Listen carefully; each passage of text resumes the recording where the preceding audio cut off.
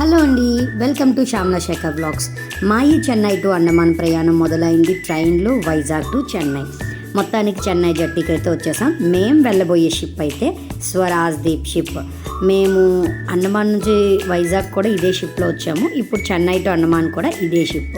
So నాకు బోరింగ్గానే అనిపించింది, but వచ్చేటప్పుడు జర్నీ చాలా బాగుంది. కానీ ఇప్పుడు ఇక్కడ చెన్నై నుంచి అండమాన్ వెళ్ళే జర్నీ మాత్రం చాలా అంటే చాలా భయంకరంగా ఉంది. ఎందుకంటే అస్సలు క్లైమేట్ బాగాలేదు, వర్షం. మేము బయలుదేరేటప్పుడే ఇదంతా కూడా చెన్నై జట్టి అనమాట.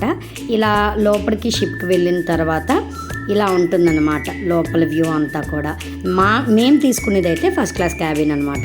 సో ఇప్పుడు ఈ ఫస్ట్ క్లాస్ క్యాబిన్లో మా బాబు ఏదైతే వెళ్తున్నాడో ఇదంతా పాత్. ఈ సైడ్స్ ఉన్న డోర్స్ అన్నీ కూడా రూమ్స్ అనమాట. ఇలా డెక్స్ ఉంటాయి, డెక్ 2, డెక్ 3, డెక్ 4 ఇలా అనమాట. సో మేమైతే ఫస్ట్ తీసుకున్న రూమ్ నెంబర్ అయితే 449. ఇప్పుడు మేము తీసుకున్న రూమ్ అయితే 404 అనమాట. సో చాలా అంటే చాలా బాగుంటుంది షిప్ జర్నీ.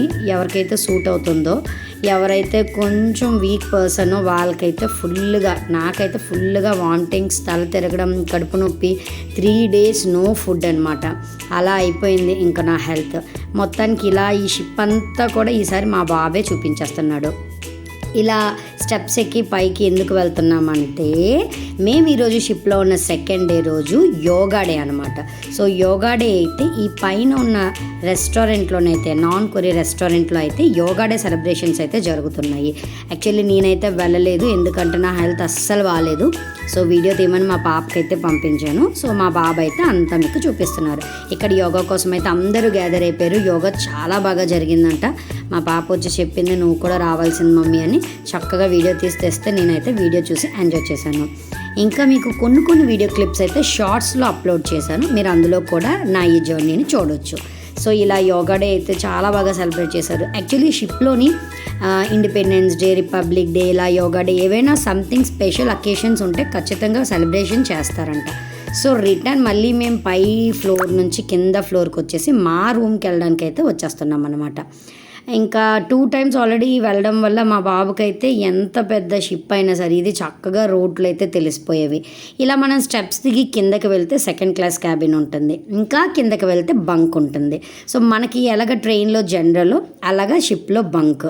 ఎలా అయితే సెకండ్ ఏసీ, ఫస్ట్ ఏసీ ఇలా ఉంటుందో, ఇలా షిప్లోని first class cabin, second class cabin అని కూడా డివైడ్ చేసి ఉంటుంది.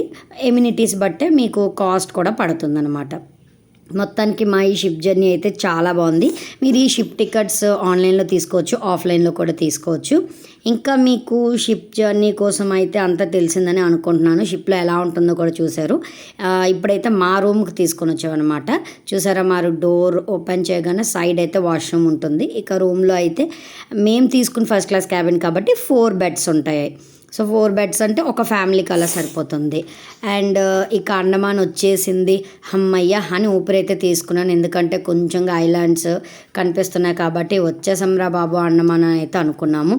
నిజంగా 4 daysకి కూడా ఎంత బేగా అవుతుందా అని అంత బేగా అయితే ఎదురు చూస్తూ ఉన్నాను. రానే వచ్చేసింది మా అండమాన్. ఇక ఇన్ని రోజులు హాలిడేస్లో వైజాగ్ బ్లాగ్స్ అయితే చూశారు. ఇక ఇప్పుడు అండమాన్ బ్లాగ్స్ అయితే చూసేస్తారు. Thank you for watching.